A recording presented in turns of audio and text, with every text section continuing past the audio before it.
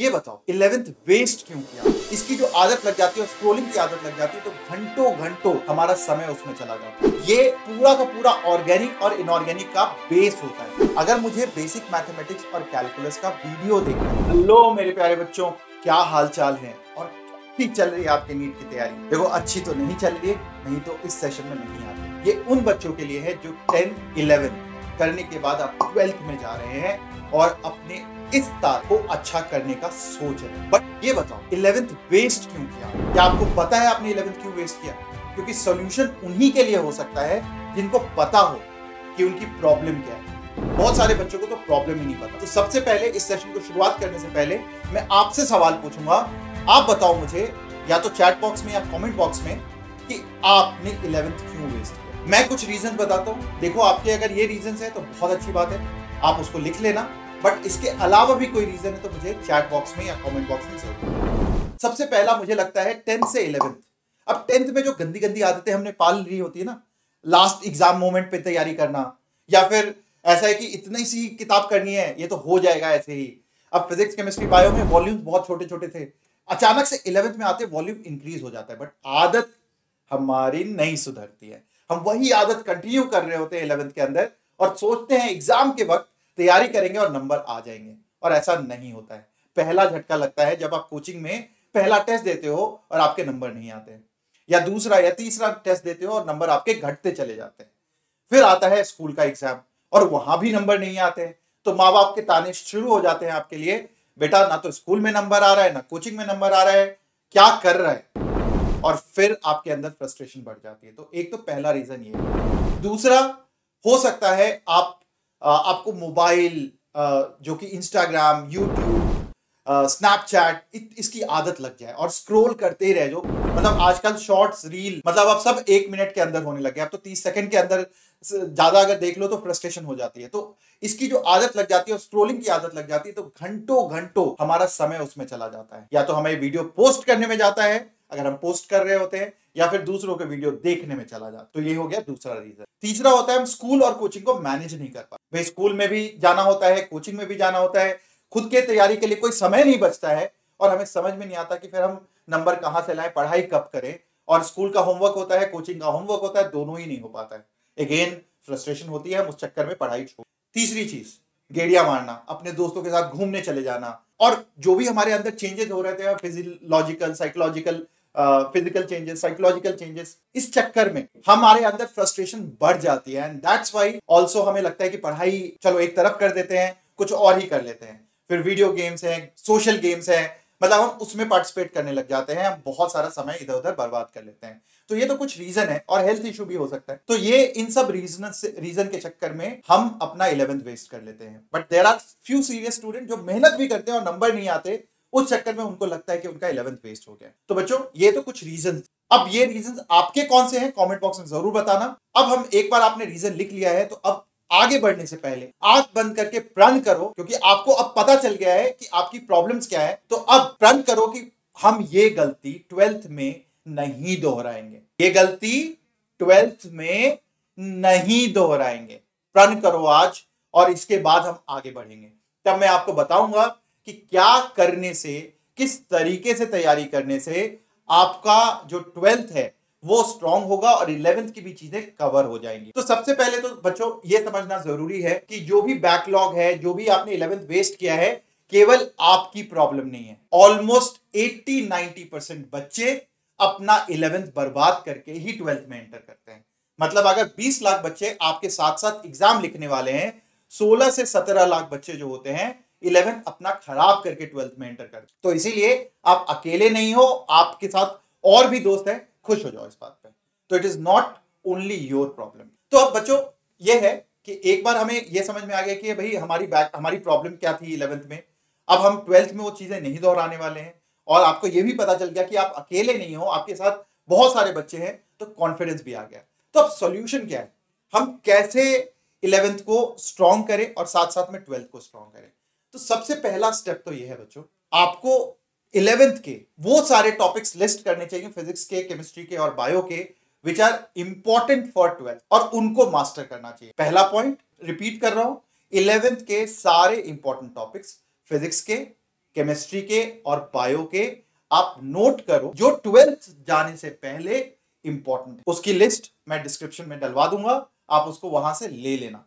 जैसे फिजिक्स है, अब फिजिक्स में बेसिक मैथमेटिक्स में कुछ ट्रिग्नोमेट्री की चीजें हो गई, कुछ कैलकुलस की चीजें हो गई जो 10th से 11th मूव करते वक्त आपको बिल्कुल अजीब सी लगी थी, उसको अब करोगे तो आपको आसान लगेंगी। तो दोबारा से पूरा का पूरा बेसिक मैथ्स आपको अच्छे से करना है। तो ये आपके लिए फिजिक्स में इंपॉर्टेंट टॉपिक हो गया, एक्सट्रीमली इंपॉर्टेंट। इसके बिना 12th में एंटर नहीं करना है। तो अगर ये वीडियो 12th के एंटर करने से पहले देख रहे हो तो कैलकुलस और बेसिक मैथमेटिक्स को अच्छा कर, ठीक है। उसके अलावा अगर आपके पास फिर भी समय है तो फिजिक्स में 3-4 और टॉपिक्स है, जैसे कि लास्ट वाले टॉपिक्स हीट एंड थर्मोडायनेमिक्स हो गया, काइनेमेटिक्स हो गया, बिकॉज बेसिक मैथ्स का ही एक्सटेंशन होता है काइनेमेटिक्स। तो काइनेमेटिक्स कर लो, बेसिक मैथ्स कर लो, कैलकुलस कर लो, हीट एंड थर्मोडायनेमिक्स कर लो, वेव एंड साउंड कर लो और ग्रेविटेशन कर लो। ग्रेविटेशन इंपॉर्टेंट है। तो 4 जो सबसे इंपॉर्टेंट टॉपिक है, बेसिक मैथ्स हो गया, कैलकुलस हो गया, फिर आपका काइनेमेटिक्स हो गया और ग्रेविटेशन हो गया। ये 4 टॉपिक आपके अगर टाइम है तो ये चारों टॉपिक अच्छे से कर लेना फिजिक्स के अंदर। केमिस्ट्री में वैसे हम सारे इंपॉर्टेंट टॉपिक्स की लिस्ट डलवा दूंगा। केमिस्ट्री में केमिकल बॉन्डिंग, पीरियोडिक टेबल, ये पूरा का पूरा ऑर्गेनिक और इनऑर्गेनिक का बेस होता है। तो इसको तो अच्छे से करना ही करना है और इससे सवाल भी बहुत ज्यादा आते हैं। Periodic table, chemical bonding. और इसके बाद 12th में मूव करने से पहले 2 और इंपॉर्टेंट टॉपिक्स है केमिस्ट्री में, विच इज मोल कॉन्सेप्ट, क्योंकि पहला टॉपिक आता है सोल्यूशन का और सोल्यूशन मोल कॉन्सेप्ट से रिलेटेड होता है। तो मोल कॉन्सेप्ट को वापस दोबारा आपको ट्राई कर लेना चाहिए, सॉल्व कर लेना चाहिए। और उसके अलावा जनरल ऑर्गेनिक केमिस्ट्री, क्योंकि 12th में बहुत ज्यादा ऑर्गेनिक केमिस्ट्री है। तो जनरल ऑर्गेनिक केमिस्ट्री का मतलब है बेसिक नॉमेनक्लेचर हो गया, आइसोमेरिज्म हो गया, फैक्टर्स इन्फ्लुएंसिंग रिएक्टिविटी हो गया, जैसे inductive effect, resonance effect, electromeric effect, ये सारे मेसोमेरिक इफेक्ट, ये सारे इफेक्ट्स हो गए। या फिर जो थोड़े बहुत मैकेनिज्म जो आपको करवाए गए होंगे, लाइक SN1 SN2, अगर मैकेनिज्म करवाया गया, नहीं करवाया गया कोई बात नहीं, आइसोमेरिज्म कराया गया, आइसोमेरिज्म कर लेना।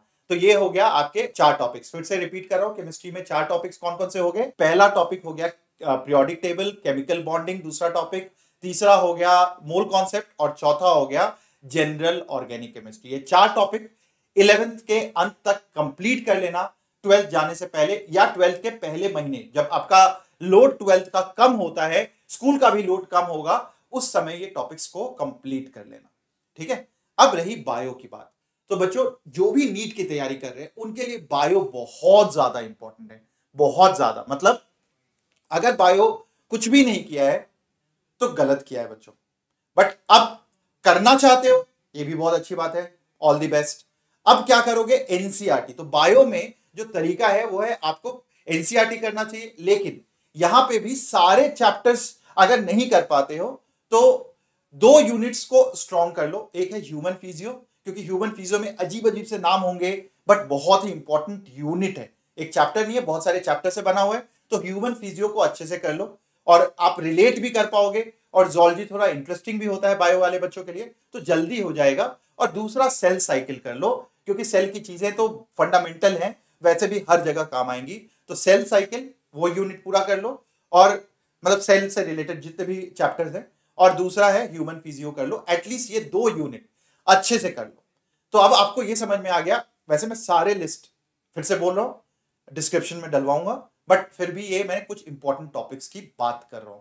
फिजिक्स, केमिस्ट्री और बायो के ये इंपॉर्टेंट टॉपिक्स या फिर बायो में इंपॉर्टेंट यूनिट्स हो गए। अब ये कर लिया तो सवाल आता है कैसे करें रिवाइज। भाई सर आपने जो टॉपिक बता दिया, क्या फिजिक्स, केमिस्ट्री, बायो तीनों का तरीका सेम है रिवाइज करने का? तो मेरा आंसर है नहीं, तीनों का तरीका अलग अलग है। जैसे फिजिक्स और केमिस्ट्री जो है वो उसके लिए आपको वीडियो देखना ही देखना पड़ेगा। केवल रीडिंग करने से आपको फिजिक्स और केमिस्ट्री जो है अच्छे से समझ में नहीं आती है। तो अब वीडियो क्या देखोगे, वन शॉट देखना चाहिए या डिटेल वीडियो देखना चाहिए? तो बच्चों वन शॉट उनके लिए होता है जिनको आती हैं चीजें, लेकिन आप वो बच्चे हो, आप खुद ही बोल रहे हो कि आपको लगता है आपने 11th बर्बाद किया है, तो आपको पूरा डिटेल्ड वीडियो, मतलब अगर मैंने बोला बेसिक मैथमेटिक्स, तो बेसिक मैथमेटिक्स में कम से कम आपको 10 से 15 घंटे का वीडियो देखना चाहिए। हर एक चीज धीरे धीरे करके एक एक चीज आपको सॉल्व करनी चाहिए।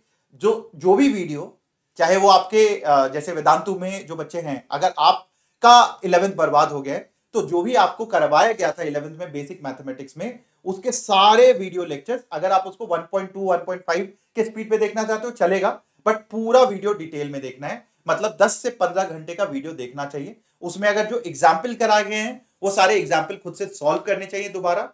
और उसके बाद तो सबसे पहले फिजिक्स और केमिस्ट्री में दोनों में ही आप डिटेल्ड वीडियो देखोगे इन 4 चैप्टर्स का जो मैंने बोला था। फिजिक्स में बेसिक मैथमेटिक्स, कैलकुलस, उसके बाद आपको ग्रेविटेशन हो गया, और चौथा जो हो गया वो आप कर सकते हो नहीं कर सकते हो, which is heat and thermodynamics. तो बेसिकली या kinematics, basic mathematics, calculus, kinematics and gravitation, ये 4 चैप्टर्स हो गए फिजिक्स में।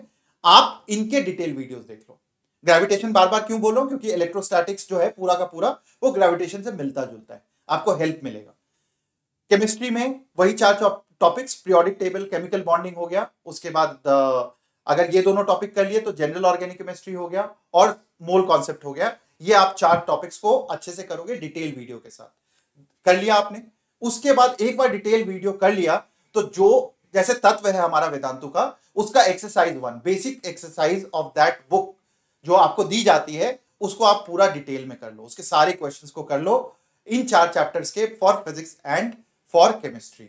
और अगर कोई बच्चा वेदांतु का नहीं है तो आपके कोचिंग में जो भी मटेरियल मिला हुआ है आप उसका बेसिक एक्सरसाइज कर लो। अगर आपने कोई कोचिंग नहीं ज्वाइन करी है तो वेदांतु का तत्व का मटेरियल आप खरीद भी सकते हो, अमेजॉन पे मिलता है, ठीक है। तो आप ये कर लेना। अब इसके बाद आता है बायो। बायो में बच्चों आपको क्या करना चाहिए, ये कर लिया आपने फिजिक्स केमिस्ट्री, तो बायो के अंदर आपको डिटेल्ड, मतलब वहां पे आप क्या कर सकते हो, एनसीईआरटी से स्टार्ट करना चाहिए। मतलब आपको वीडियो नहीं देख के आपको एनसीईआरटी की रीडिंग करनी चाहिए, क्योंकि बायो में हर एक सवाल एनसीईआरटी से ही आता है। अब जब एनसीईआरटी से आता है तो एनसीईआरटी से हम बाहर क्यों जाए, तो एनसीईआरटी को रीड करो और साथ साथ में उसके नोट्स बनाते जाओ। नोट्स बनाने से चीजें याद हो जाती हैं। तो ये 2 यूनिट के लिए आप एनसीईआरटी रीड करो और एनसीईआरटी के नोट्स बनाओ, पहला स्टेप। जब आपने ये कर लिया तब आप 1 shot video, detailed 1 shot video जिसमें 3 से 4 घंटे में वो टॉपिक कवर किया गया है, आप उसको देखो अच्छे से। उसमें क्या होगा, उसमें आपका क्विक रिवीजन हो जाएगा, जो चीज आपने पढ़ी है उस जल्दी जल्दी रिवाइज हो जाएगा। और ये करने के बाद फिर एक्सरसाइज 1 ऑफ तत्व करना है। ये आपके कोचिंग का जो भी बेसिक जो भी बुकलेट मिली है उसका बेसिक जो एक्सरसाइज है, जो सबसे पहला एक्सरसाइज है, वो कंप्लीट करना है। तो ये आपको हो गया रिवाइज का तरीका। फिजिक्स का अलग है, केमिस्ट्री का अलग है और बायो का अलग है। फिजिक्स केमिस्ट्री थोड़ा मिलता जुलता है और बायो बिल्कुल डिफरेंट है, ठीक है। तो ये हो गया रिवाइज का तरीका। अब जब ये सारी चीजें हमने कर ली बच्चों, अब आप देखो इसके साथ साथ 12th में कुछ टॉपिक्स को दोहराते रहना है। मतलब आपको रेगुलर 11th के टॉपिक्स जो आपने स्ट्रॉन्ग कर लिए हैं उसके टेस्ट देते रहने हैं, ताकि वो टॉपिक आप भूल नहीं जाओ 12th के साथ साथ। तो अगर आप हफ्ते में 1 घंटे भी इन टॉपिक का केवल टेस्ट दे लेते हो, फुल चैप्टर का एक चैप्टर उठाओ और उसका टेस्ट दे लो। अब पूछोगे टेस्ट कहां से देना है, तो हमारा एक ऐप है pedagogy.study, pedagogy PEDAGOGY, pedagogy.study, ये हमारा ऐप है। इस ऐप पे अगर आप जाओगे तो बहुत सारी बुक्स हैं, फिजिक्स की, केमिस्ट्री की, बायो की। आप उसको अगर देखोगे तो उसमें आप चैप्टर वाइज टेस्ट खुद भी बना सकते हो। इजी क्वेश्चन का टेस्ट बना सकते हो, एवरेज क्वेश्चन का, डिफिकल्ट क्वेश्चन का आप टेस्ट बना के देते रह सकते हो। तो चैप्टर के रैंडम टेस्ट दे सकते हो, या फिर अगर आपने टेस्ट दे लिया है और क्वेश्चन गलत हो गए तो केवल उन क्वेश्चन का टेस्ट बना सकते हो जो आप गलत कर रहे हो बार बार, ठीक है। तो आप उसको ट्राई जरूर करना। It's a very good app. मतलब ऑलमोस्ट अच्छे जितने भी बायो की किताबें हैं, जितनी भी फिजिक्स की, नीट की किताबें हैं, केमिस्ट्री की किताबें हैं, जो मार्केट में आप खरीदने जाओ तो आप 10,000 से ज्यादा वेस्ट करोगे पैसा, आपको सारी चीजें यहां पे मिलेंगी पेडागोजी ऐप पे। तो आप इसको जरूर ट्राई करना और इससे आप रेगुलर टेस्ट दे सकते हो, जिससे आपको मतलब 12th के साथ साथ। तो अब 12th के साथ साथ क्या करना है वो मैं अलग से बात करूंगा when we will start our 12th, April के आसपास। कि 12th में शुरू में बहुत टाइम होता है, बट धीरे धीरे धीरे समर वेकेशन के बाद आपका टाइम कम हो जाता है, स्कूल की भी चीजें बढ़ जाती हैं। तो पहले 3 महीने में आप 11th की बहुत सारी चीजें कवर कर सकते हो। उसके लिए मैं एक अलग से सेशन भी ले लूंगा, ठीक है। ये बहुत इंपॉर्टेंट है कि मैं तो ये सारी चीजें बता रहा हूं, मेहनत तो आपको करनी है ना। और मेहनत करने के लिए ये सारी चीजें जो मैंने बोली है ना, ये सुनने में तो बहुत हलवा लगती है, यार ये तो हो जाएगा, यार सर ने 4 ही चैप्टर बोले फिजिक्स के, मैं तो 8 कर दूंगा, केमिस्ट्री में तो पूरा ही कर दूंगा, बायो में सारी कर दूंगा। बट टाइम हमारे पास लिमिटेड है बच्चों। एक चैप्टर को करने में, जो मैंने आपको बोला, फिजिक्स को ले लेते हैं और बेसिक मैथमेटिक्स और कैलकुलस की बात कर ले। अगर मुझे बेसिक मैथमेटिक्स और कैलकुलस का वीडियो देखना है और सब कुछ समझना है, लिख लिख के सॉल्व करना है, क्योंकि हम केवल शो के लिए तो देख नहीं रहे कि आज देखा और कल भूल गए। तो अगर मुझे ये करना है तो कम से कम वीडियो में जाएगा 20 घंटे। मैं एक टॉपिक की बात कर रहा हूं, वीडियो में जाएगा 20 घंटे। अब 20 घंटे आपके वीडियो में गए, अब इसके लिए सवाल लगाओगे। अगर मान लिया एक सवाल में, एक सवाल करते वक्त आपको 2 से 3 मिनट लगते हैं और 100 सवाल हैं तो 300 मिनट लगेंगे। 300 मिनट का मतलब हो गया आपके 5 घंटे लगेंगे अगर आपने एक साथ किया है तो। और 200 सवाल हैं एक में तो 10-10 घंटे लगे। तो आपके 20 घंटे उधर लगे, 10 घंटे इसमें लगे और 10 घंटे इसके डाउट सॉल्व करने में भी लगे। तो एक चैप्टर या एक चीज को कंप्लीट करने में 40 घंटे लगते हैं। और मैंने क्या बोला, 4 टॉपिक, 4 टॉपिक फिजिक्स के, 4 टॉपिक केमिस्ट्री के, 8 घंटे मल्टीप्लाइड बाई 40 कितना हुआ, 320। 320 घंटे अगर डेली भी 10 घंटे पर होगे ना तो 32 दिन लगेंगे बच्चों। ये मैंने बोला है, कोई बच्चा बिल्कुल जीरो पे, ऑब्वियसली अलग अलग लेवल पे होंगे आप, तो सबका सब कुछ बर्बाद भी नहीं होगा। तो अलग अलग लेवल पे इतना, तो अगर कोई बच्चा पहले दिन से शुरू कर रहा है तो कम से कम 32 डेज, अगर 10 घंटे मेहनत करते हो तो लगेंगे। तो इतना आसान नहीं है। और ये चीज कम से कम भी 100 से 150 घंटे तो लगेंगे, मतलब 15 दिन तो कम से कम लगेंगे फिजिक्स और केमिस्ट्री को रिवाइज करते हुए। तो और सेम चीज उसका डबल ले लो बायो में, क्योंकि बायो उसका डबल एग्जाम में आता है, तो उतनी डबल मेहनत भी करनी पड़ेगी आपको। तो जितना इसमें लगा अकेला बायो में उतना लगेगा।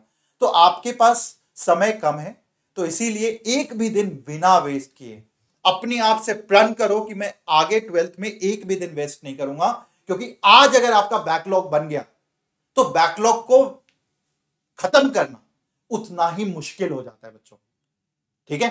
तो बैकलॉग को खत्म करना उतना ही मुश्किल हो जाता है। आप आज प्रण करो कि मैं अब हर रोज 10 से 12 घंटे मेहनत करूंगा। और 10 से 12 घंटे का मतलब है, अगर स्कूल जा रहे हो और कोचिंग भी जा रहे हो तो एटलीस्ट 4 से 5 घंटे का सेल्फ स्टडी दूंगा, और तब जाके आप कहीं अपने बैकलॉग को कवर कर पाओगे। अब अगर इसी रेस से कंटिन्यू करते रहे तो 12th के अंत तक आते आते अब टॉप 20,000 और टॉप 30,000 ऑफ द स्टूडेंट बन जाओगे। और फिर आपके ऊपर डिपेंड करता है कि आप कहां जा सकते हो। तो एक सवाल जो आता है हमारे दिमाग में, क्या हमने 11th वेस्ट कर लिया है, अभी भी मेरे पास मौका है क्या नीट क्रैक करने का? मेरा आंसर है वो आपके मेहनत पे डिपेंड करता है। क्या आप मेहनत करने को तैयार हो? क्या प्रण करते हो कि यस मैं मेहनत करूंगा और मैं सबको बीट करूंगा? क्योंकि एक ही तरीका है दूसरे को बीट करने का, वो है और मेहनत करो, और कोई दूसरा तरीका नहीं। There is no shortcut of becoming a doctor. बहुत बड़ा सपना लेके बैठे हो आप, अपने नाम के आगे डॉक्टर लगाने का। शॉर्टकट है इसका भी, पीएचडी कर लो।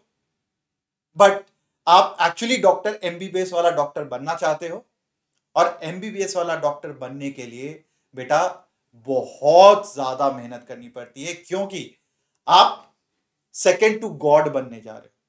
दे are second god in this society. They give life, they shape life, they protect life, and therefore they are very important. Doctors are extremely important and they are extremely respected, और आप वो बनने जा रहे हो।